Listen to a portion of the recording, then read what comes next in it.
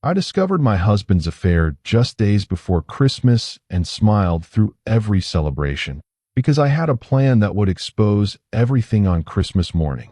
Hey, Reddit.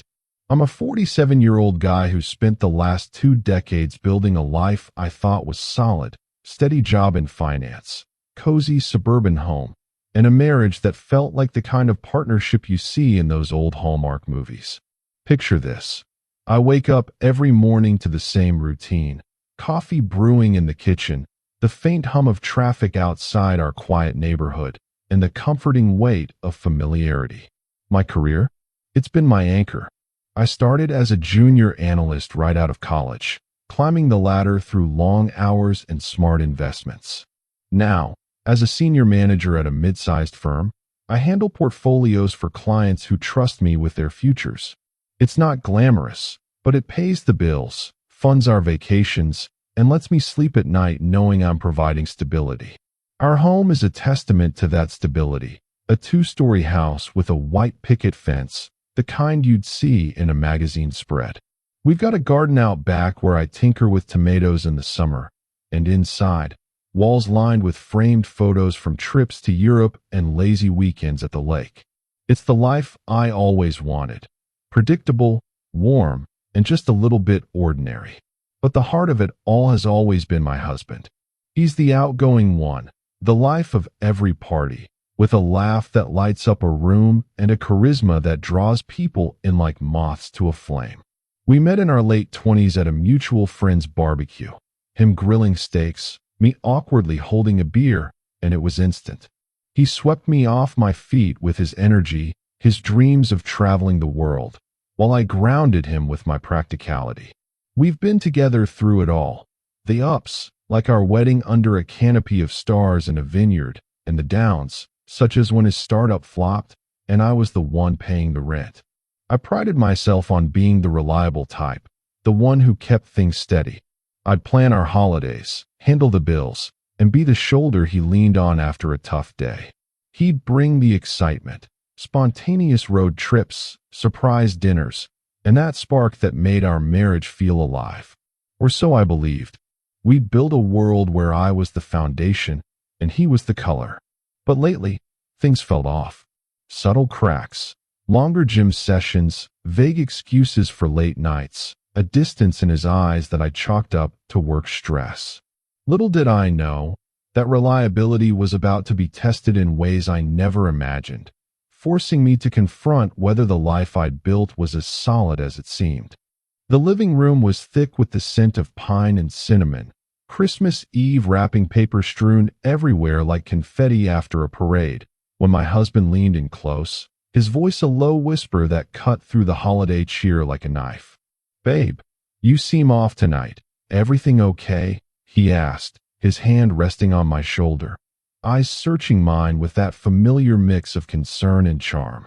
I forced a smile, my heart pounding as I glanced at the clock ticking toward midnight, knowing the evidence I'd gathered, the texts, the photos, the lies, was burning a hole in my pocket, ready to shatter our perfect facade. In that moment, I wasn't the betrayed spouse anymore. I was the one holding the reins, but one wrong move could unravel everything, leaving me alone in the wreckage of our shared life. The room buzzed with the remnants of our annual tradition. Half-empty wine glasses on the coffee table, the twinkling lights of the tree casting a warm glow on the walls adorned with family photos from happier times. Laughter from earlier echoed in my mind, but now it felt hollow, like a mask we both wore. He looked impeccable, as always. Crisp button-down shirt, that cologne I'd bought him for our anniversary, his hair styled just so. The outgoing charmer, the life of the party, who could make anyone feel special. But tonight, his touch felt like a trap, his whisper laced with something I couldn't quite place. Was it genuine worry, or the paranoia of a guilty conscience? I forced that smile, the muscles in my face aching from the effort, while inside, a storm raged. My pulse thrummed in my ears, drowning out the distant carol playing softly from the stereo. The clock on the mantel ticked relentlessly, each second a reminder of how close we were to the reveal. In my pocket, the phone felt heavy, loaded with screenshots of messages that had gutted me, flirty exchanges with that guy from his gym, plans for secret meetups, even a photo of them kissing under mistletoe at some bar. Lies upon lies. The business trips that were really rendezvous, the late nights at work that ended in hotel rooms. I'd pieced it together over the past few days, each discovery a dagger twist, but I kept it hidden, smiling through dinners and parties, pretending everything was fine. Why not confront him now? The thought flashed through my mind as his eyes bored into mine, searching for cracks. Because this wasn't just about exposing him, it was about control. If I blew up here, in front of the empty house, he'd deny it, twist it, maybe even turn the tables and accuse me of being jealous or unstable. Our friends and family would side with him. He's the magnetic one, after all. But tomorrow, Christmas morning, with everyone gathered, my parents, his sister, the neighbors, it would be different. I'd have an audience, undeniable proof projected on the big screen. The power shift was intoxicating, yet terrifying. One slip, one hint of my plan, and he could bolt, taking half our life with him. Divorce, alimony battles, the whispers behind my back. Or worse, what if he fought back, dragging me into a messy scandal? His hand lingered on my shoulder, warm and possessive, pulling me back to the present. "You've been distant lately," he murmured, his breath warm against my ear. "Is it work? The holidays stressing you out?" I nodded, mumbling something about fatigue, my voice steady despite the adrenaline surging through me. But in my head, I was already ahead, visualizing the gasps, the shock, the way his charm would crumble under the weight of truth. For the first time in weeks, I felt empowered, not broken. Yet, as the clock struck 11, doubt crept in. What if this backfired? What if exposing him meant losing everything? The stakes had never been higher, and I was all in, holding the reins in a game I'd never asked to play. It all started just 4 days before Christmas, but the cracks had been forming for weeks. I'd been feeling off, really off, like that nagging itch you can't scratch. Late nights at the office he claimed were for year-end reports, but they stretched into the early hours, and he'd come home smelling faintly of cologne that wasn't his usual. Then there were the unexplained charges on our joint card. A hotel in the city, a fancy dinner spot I knew we hadn't visited together. At first, I brushed it off as holiday stress or maybe work overload. But call it intuition or paranoia, something deep inside urged me to dig in. One crisp afternoon, while he was out running errands, a vague excuse that now screamed red flag, I grabbed his phone from the charger. My hands trembled as I unlocked it with the code I'd guessed from our anniversary date. There it was, messages to some guy named Alex, flirty and explicit, plans to meet up during the holidays. "Can't wait to feel your hands on me again," one read, followed by a heart emoji. Photos of them together, smiling in ways he'd never smiled at me in years. Intimate, unguarded, like they shared secrets I wasn't privy to. My stomach twisted into knots, while rising in my throat. This wasn't just cheating. It was a full-blown affair, right under my nose, with someone from his gym circle. Alex, the trainer he'd raved about, the one who'd helped him get in shape. I sat there on the edge of our bed, staring at the screen, tears blurring my vision. How long? Why? The life I'd built felt like a house of cards, ready to collapse. That night, I confronted him as soon as he walked through the door, the evidence burning in my mind. I tried to keep my voice steady, but it cracked. I saw the messages. "Who's Alex?" He froze for a second, then played it cool, denied everything, his face a mask of innocence. "Babe, that's just a friend from the gym. You're misreading it. It's all innocent." He even turned it around on me, calling it a misunderstanding, accusing me of snooping and being insecure. "You're overreacting," he said, pulling me into a hug that felt like a cage, his arms tightening just enough to make me feel trapped. "It's the stress of the season. Work's been crazy for both of us." I wanted to scream, to throw things, to shatter the illusion. My fists clenched at my sides, nails digging into palms. But something clicked in that moment. If I blew up now, he'd just gaslight me further, twist the narrative, maybe even leave and spin the story to our friends and family as me being the crazy one. He was charismatic, the life of every party. People loved him. No, I needed leverage, something undeniable. So I smiled, nodded, and pretended to buy it. Yeah, maybe you're right, I muttered, forcing a laugh. Inside, though, a plan was forming, one that would expose it all on Christmas morning, when everyone was gathered. No escape, no room for his charm to deflect. The next few days were a blur of forced merriment, a performance I had to nail. We hosted our annual holiday party on the second night, the house filled with laughter and the clink of glasses. I played the perfect host, circulating with trays of appetizers, chatting about the weather and holiday plans, while he flirted with guests, oblivious to the storm brewing inside me. He'd throw his arm around me in front of people, whispering jokes that made everyone chuckle, but I could feel the falseness in it.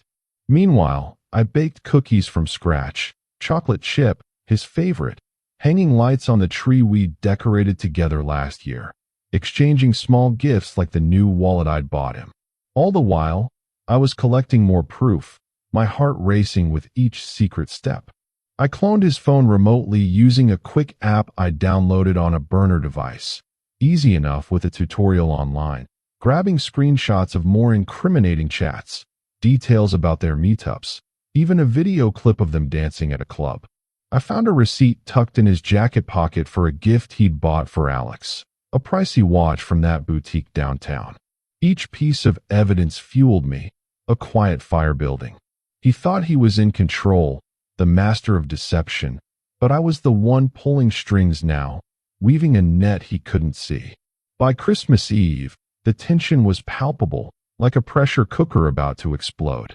Dinner with our families was the hardest part. My parents, retired and always so proud of our perfect marriage, sat at the table, sharing stories from their youth. His sister, bubbly and supportive, kept toasting to us. He kept touching my arm, whispering sweet nothings like, "Love you, babe," or "This is our best Christmas yet," his voice low and affectionate. I smiled back, nodding along, but my mind was a whirlwind, racing to the morning. What if he suspected something?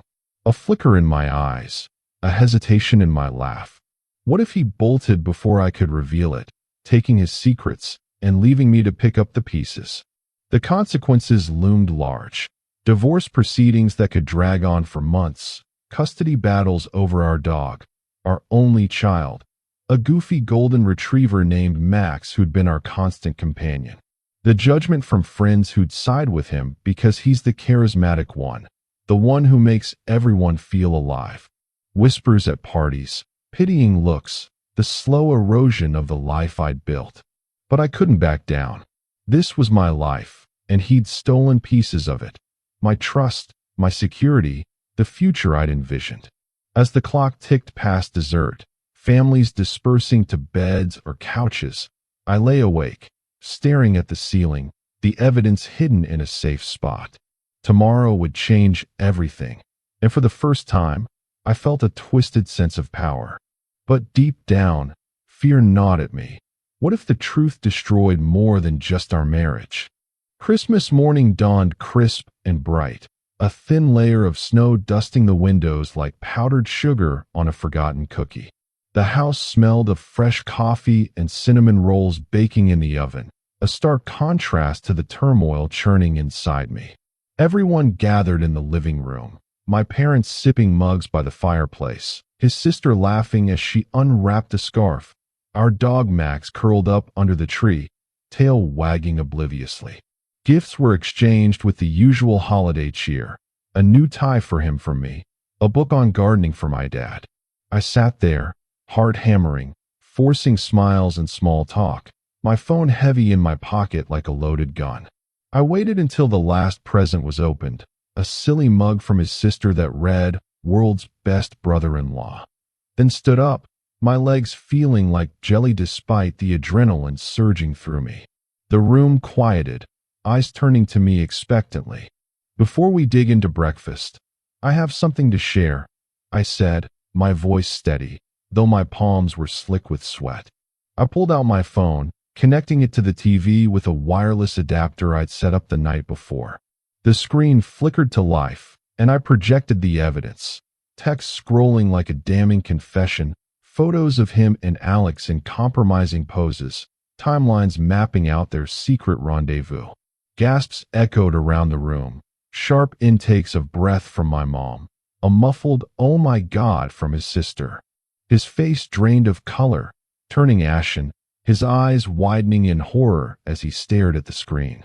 "This is why I've been smiling through it all," I continued, my voice gaining strength. "I knew, and now you all do too." He tried to deny it at first, sputtering excuses. "That's not what it looks like. It's edited, it's fake." But the proof was undeniable, cold and hard, laid out in black and white. Our families were stunned, some siding with me in hushed whispers of support, others shocked into silence, avoiding his gaze. He stormed out, slamming the door behind him, promising to fight, to make me regret this. But the power had shifted irreversibly. I wasn't the victim anymore. I was the one who'd reclaimed control. In the aftermath, the room felt emptier, the holiday spirit shattered. I filed for divorce that week, the process grueling and heartbreaking, but it forced me to confront the pain head-on. Therapy helped me unpack the betrayal, rebuild my self-worth. It wasn't easy, nights of crying, questioning my choices, but that Christmas taught me I wasn't powerless. Sometimes, the quiet plan, executed with precision, is the strongest weapon of all.